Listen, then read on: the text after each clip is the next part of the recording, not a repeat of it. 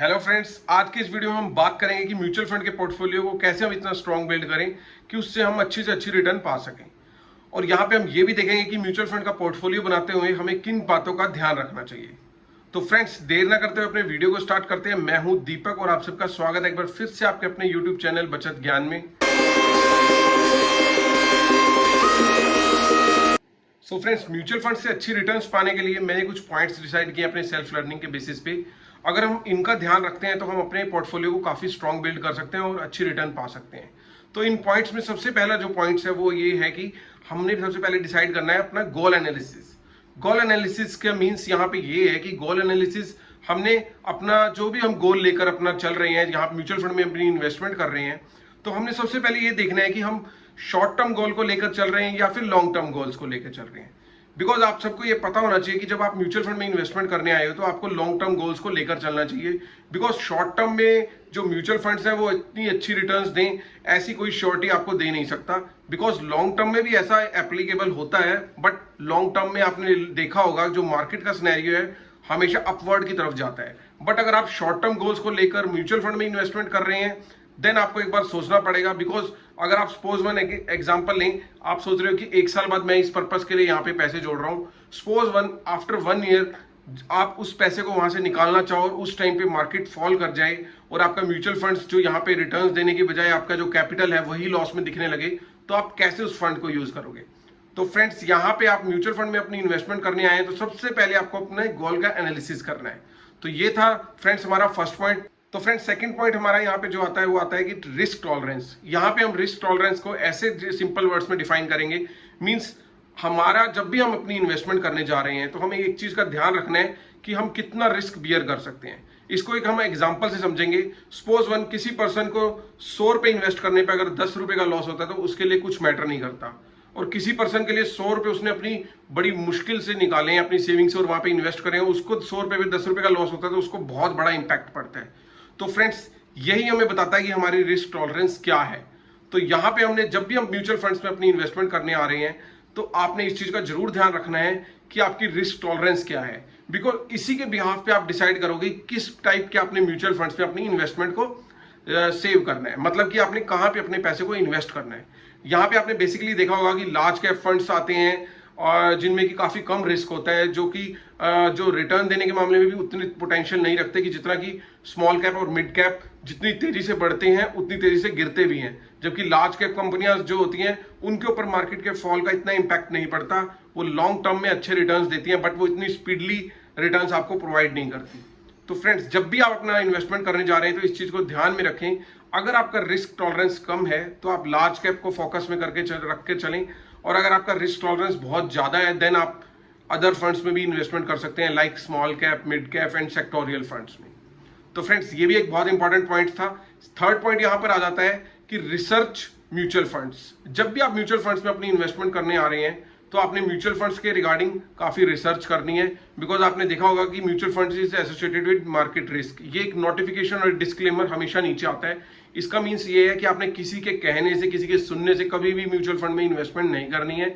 आपने अपने बिहाफ पे भी एक रिसर्च करनी है, अपना रिस्क देखना है, अपना गोल डिसाइड करना है, उसके बाद आपने म्यूचुअल फंड्स की स्कीम्स के बारे में रिव्यू करना है। और अगर आपने किसी स्कीम को फाइनलाइज कर रहे हैं तो आप सबसे पहले उसके पास्ट ट्रैक रिकॉर्ड को जरूर देखें कि लास्ट 5 ईयर्स में या 10 ईयर्स में उसने कितनी रिटर्न्स प्रोवाइड करी हैं। बट एक चीज यहाँ पे ध्यान रखने वाली है, पास्ट ट्रैक रिकॉर्ड भी ऑलवेज हमेशा ये नहीं बताता कि एक फंड बहुत अच्छा है या बहुत गंदा है। बिकॉज इन फ्यूचर क्या होने वाला है वो किसी को नहीं पता, because market is associated with risk.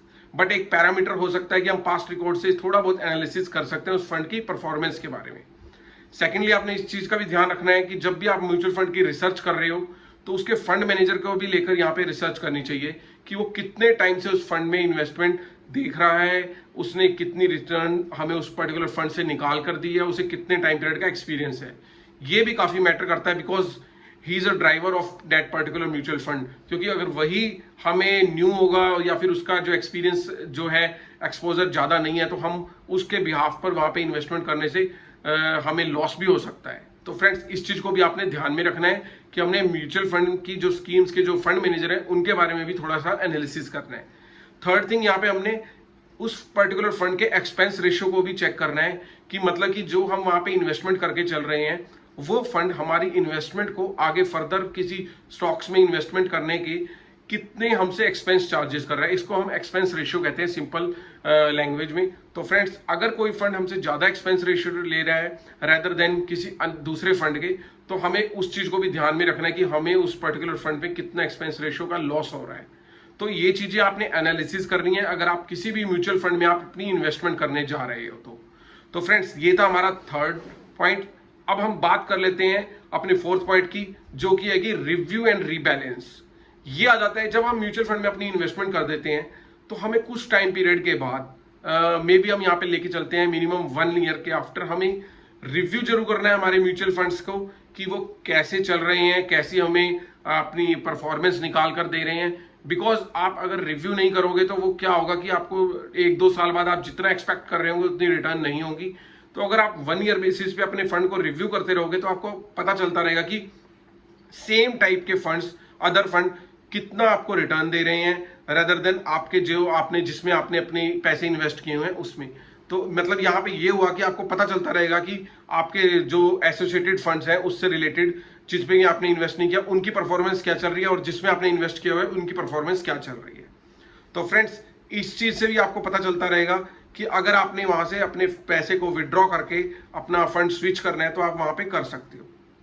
तो फ्रेंड्स, ये भी काफी इंपॉर्टेंट पॉइंट है म्यूचुअल फंड में इन्वेस्टमेंट करने के लिए। आप लास्ट में हमारा एक और पॉइंट मैंने तैयार किया है जो कि है कि टैक्स फंड्स। अगर आप टैक्स लायबिलिटी आपकी आती है तो आपको एक चीज हमेशा ध्यान रखनी चाहिए कि आप टैक्स फंड में भी अपनी इन्वेस्टमेंट कर सकते हो, जिनको कि हम ELSS फंड्स भी कहते हैं।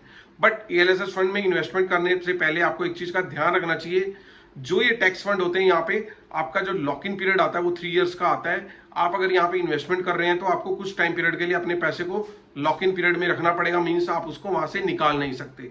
बट अगर आप यहाँ पे टैक्स लायबिलिटी में आते हो और आपको एक ऐसा फंड चाहिए जो कि आपको 1.5 लाख समथिंग की आपको टैक्स रिबेट दिला सके, आप अपनी वहां पे सेविंग दिखा सको, तो आप ELSS फंड में भी जा सकते हैं। तो फ्रेंड्स, इन लास्ट आपका जो म्यूचुअल फंड में इन्वेस्टमेंट करने के लिए काफी इंपॉर्टेंट पॉइंट है वो आया है कि स्टे इन्फॉर्म्ड। स्टे इन्फॉर्म्ड का यहाँ पर मीनिंग ये है कि आप जब भी अपनी इन्वेस्टमेंट कर रहे हो तो आपको इस चीज के बारे में हमेशा पता होना चाहिए कि मार्केट में क्या चल रहा है, किस टाइप के फंड्स में कितनी गिरावट चल रही है, किस टाइप के फंड्स में कितना अप देखने को मिल रहा है। बिकॉज इस टाइप की इंफॉर्मेशन आपके लिए काफी हेल्पफुल हो सकती है। यहाँ पे हम एग्जांपल ले सकते हैं, सपोज वन आप किसी सेक्टोरियल फंड्स में अपनी इन्वेस्टमेंट करते हो। सपोज वन हम देख रहे हैं कि जैसे लास्ट कुछ मंथ से या ईयर से हमारे जो सेक्टोरियल फंड IT फंड है उसमें काफी गिरावट देखने को मिल रही है।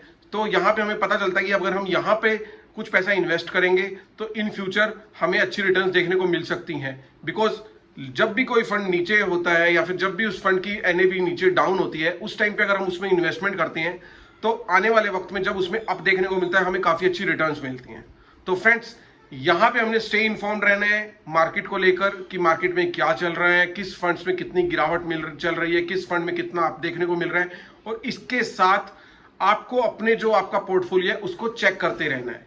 तो फ्रेंड्स, इन पॉइंट्स की हेल्प से आप अपने पोर्टफोलियो को काफी स्ट्रांग बना सकते हो, काफी अच्छी रिटर्न्स निकाल सकते हो म्यूचुअल फंड्स में। एट लास्ट मैं आपको कहना चाहूंगा कि म्यूचुअल फंड में जब भी आप अपनी इन्वेस्टमेंट करने जा रहे हो तो किसी के कहने सुनने से कभी भी वहां पे इन्वेस्टमेंट ना करें, अपने बिहाफ पे वहां पे रिसर्च करें, देन यहाँ म्यूचुअल फंड में अपनी इन्वेस्टमेंट करें, because mutual fund associated with market risk. तो friends, now the time for signing of.